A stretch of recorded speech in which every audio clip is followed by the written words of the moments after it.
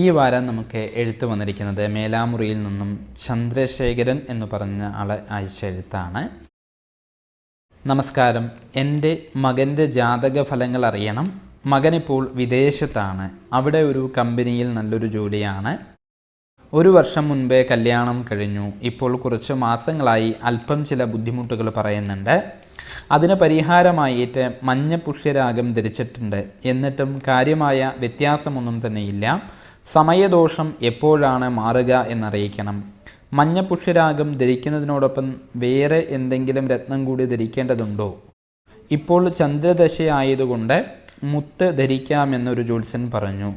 എത്ര കാരറ്റ് മുത്ത് ധരിക്കണമെന്നും ഏതു വിരലിലാണ് ധരിക്കേണ്ടതെന്നും കൂടി പറഞ്ഞു തന്നാൽ ഉപകാരമാകുമെന്ന് പറഞ്ഞിട്ടാണ്, സ്നേഹത്തോടുകൂടി ചന്ദ്രശേഖരൻ എന്ന് പറഞ്ഞിട്ടാണ് നമുക്ക് എഴുത്ത് വന്നിരിക്കുന്നത്. 1986 സെപ്റ്റംബർ മാസം 3-ാം തീയതി വൈകുന്നേരം 4:55 മകൻ ജനിച്ചിരിക്കുന്നത്. മകം നക്ഷത്രത്തിലാണ് മകൻ്റേതായിരിക്കുന്നത് ജനനം പറഞ്ഞിരിക്കുന്നത്.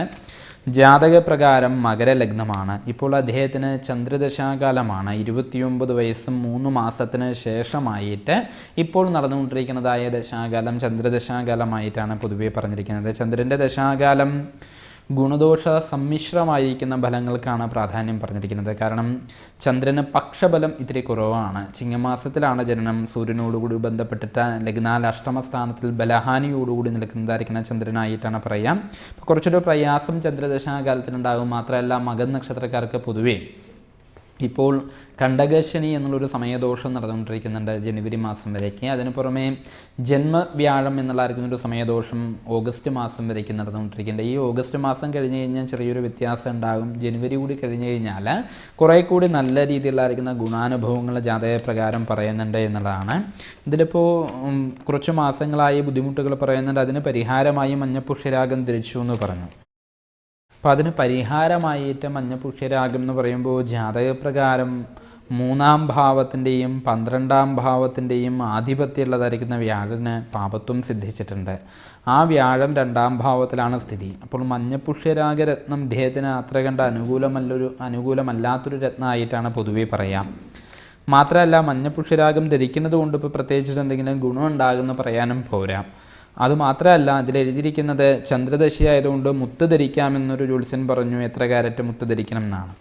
ചന്ദ്രദശയായതുകൊണ്ട് മുത്ത് ധരിക്കാമെന്നുള്ളത് പൊതുവെ ചിലർ പറയാമെങ്കിൽ കൂടിയിട്ട് ഇദ്ദേഹത്തിന് അത് പൊതുവെ ദോഷമാണ്. കാരണം എന്താണെന്ന് വെച്ച് കഴിഞ്ഞാൽ മകരരാശിയിലാണ് താങ്കളുടെ മകൻ ജനിച്ചിരിക്കുന്നത്. മകരരാശി ലഗ്നമായിരിക്കുന്ന വ്യക്തിയുടെ ലഗ്നത്തിൻ്റെ അധിപതി ശനിയാണ്. ലഗ്നാധിപനായിരിക്കുന്ന ഗ്രഹത്തിൻ്റെ ശത്രുസ്ഥാനത്തിൻ്റെ ആധിപത്യമുള്ളതായിരിക്കുന്ന ഗ്രഹത്തിൻ്റെ രത്നം ധരിക്കുന്നത് ഏറ്റവും ദോഷപ്രദമായിട്ടാണ് പറയാം.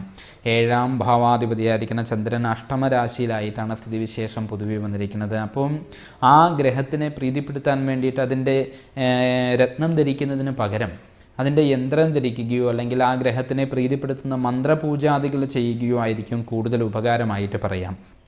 ചന്ദ്രദശയായതുകൊണ്ട് മുത്ത് ധരിക്കുന്നതിനേക്കാൾ ഏറ്റവും ഉത്തമം അശ്വാരൂഢ യന്ത്രം ഏലസ് ധരിക്കുന്നതോ അല്ലെങ്കിൽ ചന്ദ്രനെ പ്രീതിപ്പെടുത്തുന്ന മന്ത്രങ്ങൾ ജപിക്കുന്നതോ ഏറ്റവും ഗുണകരമായിരിക്കും.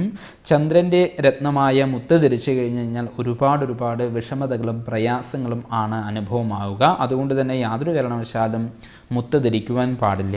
അതുപോലെ തന്നെ ഈ ജാതകപ്രകാരം മഞ്ഞപുഷ്യരാഗവും അനുയോജ്യമായൊരു രത്നമായിട്ട് പറയുന്നില്ല.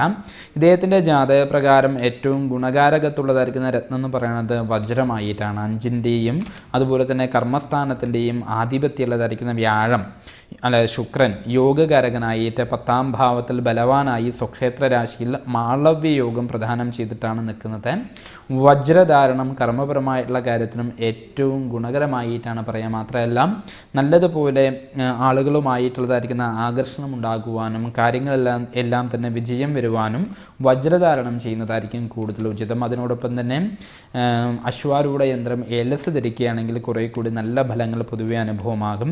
ശനിയാഴ്ച ദിവസങ്ങളിൽ വ്രതം പോലെ എടുക്കുന്നത് കണ്ടകശനിയുടേതായിരിക്കുന്ന സമയദോഷത്തിനെ കുറവാക്കാൻ സഹായിക്കും എന്നുള്ളതുകൊണ്ട് ജനുവരി വരേക്കും ശനിവാര വ്രതം എടുക്കട്ടെ. ഈ ഓഗസ്റ്റ് മാസം കഴിഞ്ഞ് കഴിഞ്ഞാൽ കാര്യങ്ങളിൽ അല്പം ചില പുരോഗതി വരും. ഇപ്പോൾ ധരിച്ചിരിക്കുന്നതായ പുഷ്യരാഗരത്നം അഴിച്ച് മാറ്റിവെക്കുക. മുത്ത് ഒരു കാരണവശാലും ധരിക്കാതിരിക്കുക. പറ്റുമെങ്കിൽ വജ്രരത്ന ധാരണം ചെയ്യുന്നത് ഏറ്റവും ഗുണകരമാണ്. പരിഹാരമായിട്ട് അശ്വാരൂഢ യന്ത്രം ഏലസ് ദേഹരക്ഷ ചെയ്യുന്നതും അതിനോടൊപ്പം ശനിവാര വ്രതം അനുഷ്ഠിക്കുന്നതുമാണ് പരിഹാരമായി നിർദ്ദേശിക്കുന്നത്.